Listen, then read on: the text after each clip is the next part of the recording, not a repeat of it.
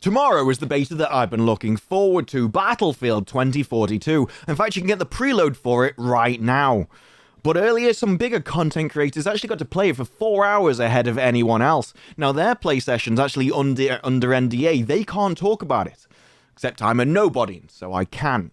Now, they've been leaking their information to Tom Henderson, someone who's been pretty reliable with information about Call of Duty and Battlefield leaks so far, so I have no reason to distrust his article. And while a lot of what they say is expected if you've ever actually played a Battlefield at launch before, there are some interesting things in here, and some things I think they might have been able to misinterpret, especially if they weren't actual big Battlefield fans from the past.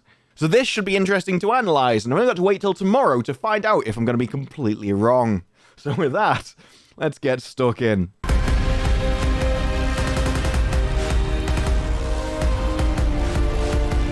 Now, all of this is first impressions and opinions from people that just aren't used to the game yet. There is no player-constructed map flow, there's no standard tactics, and everything is probably a bit of a mess. So we'll bear all that in mind. But first up, we have the graphics. Now, they say the graphics are good. They're basically what you expect from, like, Battlefield 5, which I think is reasonable. You can't expect a fidelity increase when you're also massively increasing the map size and doubling the player count. That seems unreasonable to me. So keeping it the same, I think, is a good choice. And the tornado is something that they enjoy, they like, but also it's going to mess them up in where they want to go. And the thing is, they treat that as a bad thing, but that's kind of the point, in my opinion, isn't it? Look, if you want to go around the map, yes, sometimes it's going to mess you up because you want to go to sea and it's on sea. But other times it's going to do that to the enemy as well, and that's random. For me, when it comes to the tornado, as long as it doesn't happen too often, as long as it's sort of a rare event, then I'm all for it. It can spice up the map without actually becoming too oppressive by appearing sort of every round. So I quite like this idea. You've seen it before. I've seen it before in other games where environmental effects come, and as long as they are rare enough, they're fine. And that's something that can be toned after launch as well. So to me, not that big a deal. Now, destruction. For me, the best destruction was done in Bad Company 2. I like entire maps being decimated. That's what I want. But unfortunately, it looks like we're getting back to sort of Battlefield 3, Battlefield 4 kind of thing, where you can essentially dismantle all the walls, but the skeletal structure of the map stays the same. So the map doesn't change completely, the flow stays the same. It's just bits of cover go here and there. Destruction for me has always been a key part of Battlefield, so I do really wish we could get back to Bad Company 2 stuff, but as it is, this is still fun, and there's probably gameplay reasons for it, especially when you're going to have this many players. You may well not want to actually dismantle the entire map. Although I am hoping that when we bring back the Bad Company 2 maps in Portal, they do have that same destruction, because that was what was great about those, that you could completely flatten an area. So I don't mind if they change the new maps, as long as in Portal we get the old destruction. That's what I want for me. Now, customization is interesting for this. It says this comes under the bad, that people just don't see the point in changing the modifications of the weapons, and then actually it seems more like a gimmick, and I don't get that. It's like, even changing your scope is so massive that alone would be enough for me. Now, I don't really want to change the rest. Changing my mods all the time it's going to annoy me, I'll be honest. I'm not a fan of this feature at all, because also I think choosing your loadout should have positives and negatives, and I think your gun should be part of that. If you want to equip yourself for long range, then you should be penalized at close range. And yet that's not what you get with this system. With this system, you can go back and forth as much as you want, and you'll always have the right scope, the right mag, the right ammo types, and everything else for whatever you need. I don't like this. So it seems strange to me that something that should have such a big impact on a weapon is treated as a gimmick. And this is something I really want to test out in the beta from tomorrow onwards, because I can't understand why they have that opinion, but they've obviously got reasons for it, and I'm interested in finding out what exactly they are. Moving on to verticality, this is something I've always liked. The more vertical, the better. And in modern times, because of the cross-generation between PC and console, verticality has always been cut down. One thing game controllers don't do very well is aim up and down regularly, not like they do on a mouse. So if they can get a lot of verticality like it says here, then that's a positive for me. I like having to look up and clear roofs and everything else. I also like looking down on other targets. And with the grapple hook, that and the wingsuits is what I'm most looking forward to testing out. Grapple hooks have always been one of my thing. I am so excited to get down to that thing. And if it allows you to get on roofs and get angles on people, I love it. I'm interested to actually find out how console players think about that, because I know that a lot of console games, Halo for instance, is very, very flat. Now, we've seen in recent years, things like Warzone have definitely added more verticality into this, and console players have definitely been getting used to it and had a lot of practice at it by this point. So I am interested in just how much this is and what the opinions are across the different platforms. But for me, it's all good. And weapon balance is where I actually get one of my first concerns in the fact that they say there isn't going to be any recoil. Now, Battlefield's always had quite a lot of recoil. COD is the one with all the laser rifles. Battlefield, you had to manage how it fired. And it seems like they're getting rid of that. Whether this is in response to how big all of the maps have gone, and so you're just now at such a long range that any recoil makes things unmanageable, then we'll have to wait and see. But my instinctual reaction to this is, I'm not a big fan. I've always considered recoil to be one of the key balancing elements of skill, that the people that can manage the recoil can get the most bullets down range and on target, and they win the fights. Lowering recoil tends to just increase the skill crunch and allow everyone else to be a bit more even, and that's not what I'm for. I want the best players to do the best, and this is going against that. Now, they have said that sniper rifles have a massive glint, which, depending on the range, is going to be massively needed, and to be honest, not a fan of snipers, don't like fighting snipers, don't like being fired at by snipers, so I'm all for a glint. If I can see you immediately and piss off in the other direction, that's fine by me. You bushwalkies can stay on that hill over there. I'm going to be playing the objective, alright? Now, sound design. We saw complaints about this in the Vanguard beta, where people were complaining about footsteps and other things, and personally, I've always been a fan of not having really loud footsteps. I think you should be checking angles rather than just be able to hear 500 people running around you. It's not my idea of a good time. So, I don't know what these sound design flaws are, whether it is just people going, I can't hear footsteps, because that could well be a design decision over anything else. And I'm not even sure that that's what it is, because it doesn't actually go into detail, so we don't know whether it means the planes, the vehicles, or just the weapon noises. All of these could be highly subjective. But I would also say that things like footstep sound design is also very, very subjective. I was never used to games where your footsteps were as loud as they are in something like Call of Duty, and to be honest, I'm not that big of a fan of it. If someone walks around on the upstairs of my house, I can't hear them, and I don't think I should be able to hear them. I'm much more of a fan of actually clearing angles and rooms properly with your eyes, rather than just being able to hear everyone within a 100-meter radius, personally. So I don't know whether these are just a flaw or personal choice. We'll have to wait and see on this one. And then there's the next one, and this is what I mean about map flow. You've got map size, and it's saying it's too big, even for 128 players.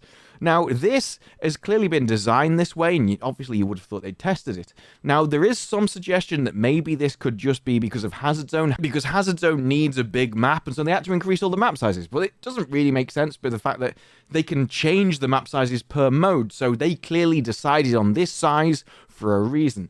And I think it's this. If you actually go and look at how they designed all of the sectors, the aim was to group flags together. So the flags were always in clusters, and then you've got all of this like wasted space in the middle that you're really not supposed to be going into, and you can combine that with all the vehicle summons. So the idea is you would fight in this area for quite a long time until you cap all of those flags, then summon vehicles, and you'd move out to the next one. So it doesn't really matter how much empty space is in between the different sectors, because that's where you're traveling across in a vehicle anyway. You're supposed to be playing the objectives. You're supposed to be playing on the objectives.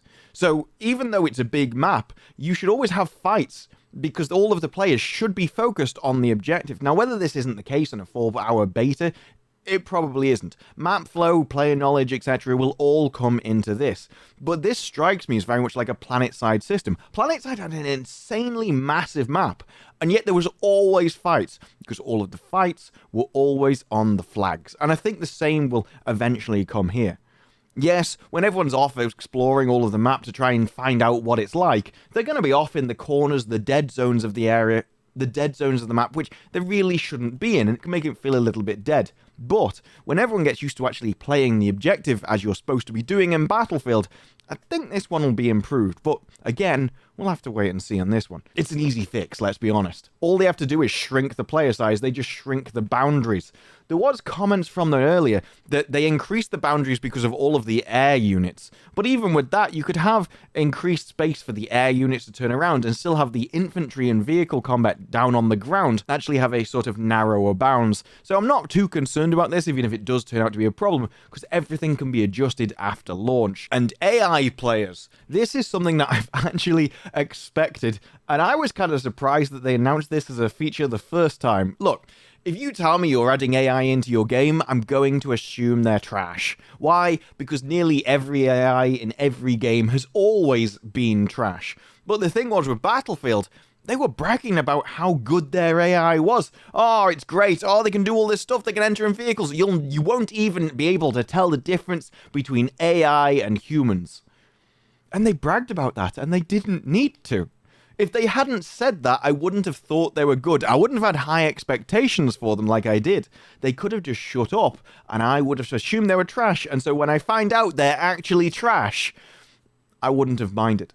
I don't know why, if your AI is awful, you'd be out there trying to market it as something amazing, because the worst thing you can have for your customers is bad expectations. I've seen so many AI and so many games that, honestly, I've given up for AI ever to being any good. I don't think we're ever going to get taken over by Skynet just because it'll probably get stuck in a corner spinning around unable to walk anywhere. AI has never been a strong point in gaming, and it looks like in Battlefield, it's not about to start. Next, we talk about optimization, and we start off with one of my pet peeves in PC gaming.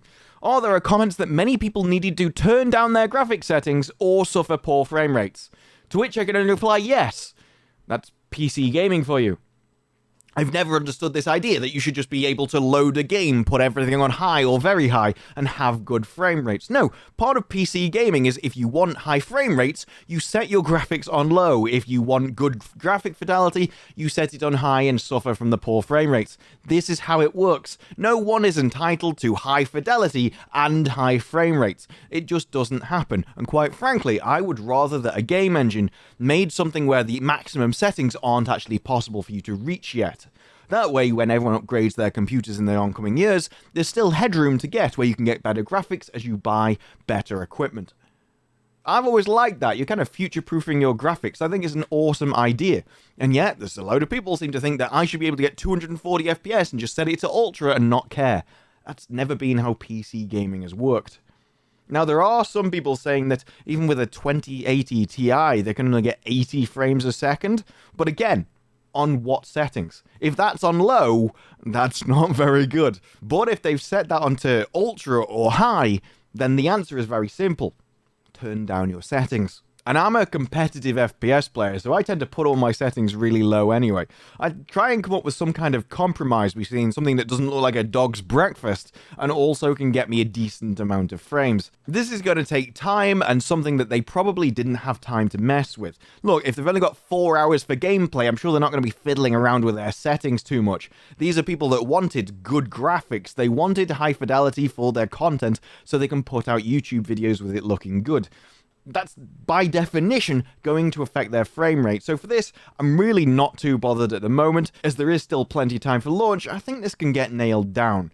For me, I'm more concerned about, is it stable? Were there crashes? And none of them's being mentioned. That was my big concern, rather than just, are we a bit low on frames for some computers? So for me, I think these first impressions are actually quite good. There are some people in replying to Tom Henderson that, oh, it's all awful, it sounds so terrible, I'm cancelling my pre-order, and that's not the attitude I have with it at all. I kind of expected this. This is a general Battlefield launch. Yes, there's going to be some optimization issues, but really, if it's stable, I'm okay with that. Okay, you're going to have to put down your settings in order to get the FPS you want. Yes, that's a standard PC gaming situation that you're going to have to mess with, and it's something that console players get to avoid. Yes, the tornado I wasn't sure about, but I thought it'd be cool, and hopefully it's rare that it doesn't mess with anybody. I like that. The destruction I was kind of expecting in the first place. And when it comes to the bad, you've got things like customization and map size, and these are really just things that I'm just not sure they're actually ready to judge yet. Over time, players will develop routes through the map, and then only then will you actually be able to begin to judge how the map plays. 4 hours isn't enough. Nobody knows where the map's going. Everyone's off looking for footage, trying to find some new cool thing to put in their video. No one's really playing the game properly. And from that, you want to judge the map size, you want to judge the player density, and it's just not possible. So if these are the worst things that they can come up with, then I'm really not that concerned right now. I think over the next 4 days, we'll be able to judge much better as we're able to put far more hours into the game, and that is what I'm going to be doing, and streaming it on this channel right here. So I'm not too concerned. I expected the AI players to be trash, and again, most of the stuff here can actually be fixed over time, improved over time, and I don't see any of this to be game-breaking issues that would really damage a launch. So as long as they can improve stuff, nail things down, and get the game actually sorted, if this is an actual representation of how the game will be at launch, then I'm quite optimistic with it right now, and all that could change in 20 hours time, because that is when the beta is gonna launch. So I am very excited for the next 4 days and very hyped, and if you're interested in Battlefield, I will be streaming it on this channel during the beta, so make sure you subscribe for that if you haven't. But for now, that's it from me. If you like the video, press like and subscribe more videos in the future, and let me know what you think of Battlefield and the beta and this information all down below. But for now, that's it from me. I will see you in the next one. Bye-bye.